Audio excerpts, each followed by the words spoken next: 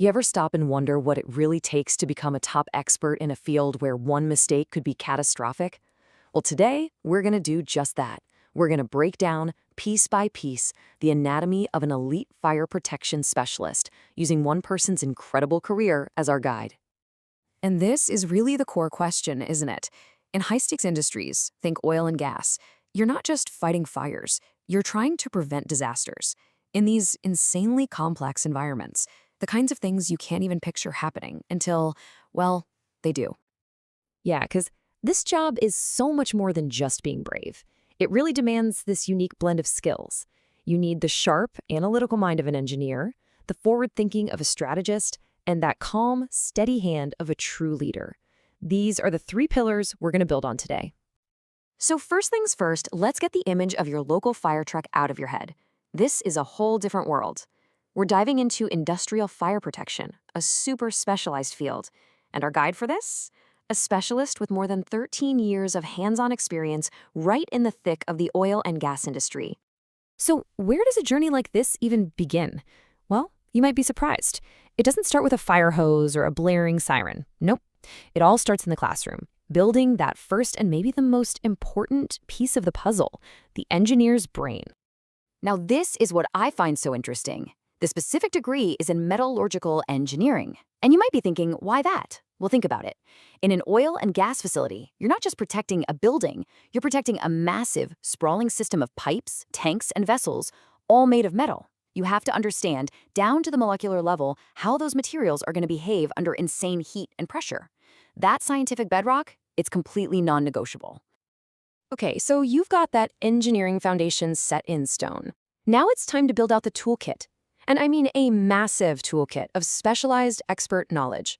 This isn't just about hitting the books. It's about mastering global standards, all proven through some seriously tough certifications.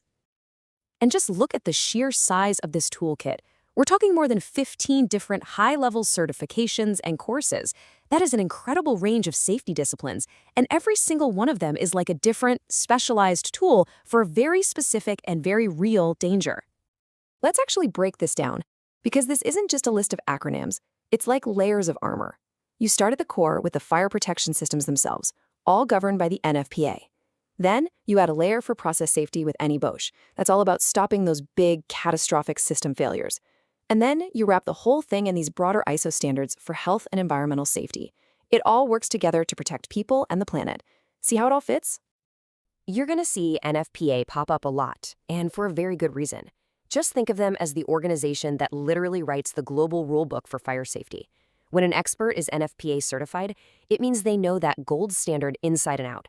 It's the difference between guessing what's safe and knowing what's safe.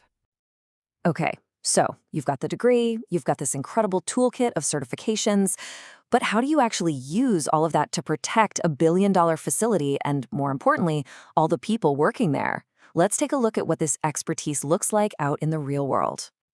Let's take something as simple as a fire drill. For a specialist like this, it's a whole strategic cycle. You don't just, ring a bell.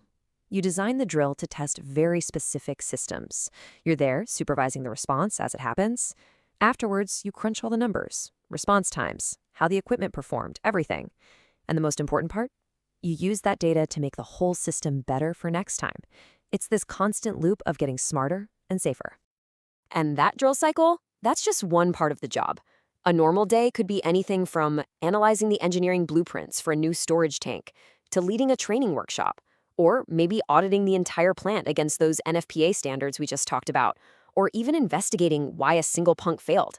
It's both strategic and incredibly hands-on. So now we're getting to the absolute top tier of expertise. See, a true master of their craft doesn't just keep that knowledge to themselves. They become what's called an industry multiplier. They share their insights to make thousands of other people better and safer at their jobs. And this isn't just theory, it's happening right now. Our specialists isn't just at their home base, they are on the global stage, speaking at major conferences from Egypt to Dubai. It just shows that this kind of expertise is in huge demand all over the world. These are the people shaping the future of safety. And this quote, this really gets to the core of that multiplier effect. The goal isn't just to dump information on people. It's about empowering them. It's about bridging that gap between knowing something from a book and knowing how to do it when things get real. It's about building the next generation of experts. So, we've seen all the individual pieces, the foundation, the tools, the real-world application, and the leadership that shares it all. Now let's put it all together and look at the final anatomy of our expert. And there it is, the formula. This is how you build an elite specialist. It starts with the formal education of an engineer. Then you layer on that deep toolkit of certifications. You prove it all with years of hands-on application. And finally, you multiply your impact through leadership. You take away any one of those pieces, and it doesn't work.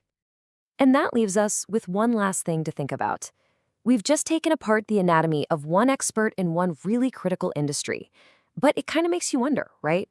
In this complex world we live in, how many other hidden experts just like this are out there, working behind the scenes, totally unseen, keeping all of us safe?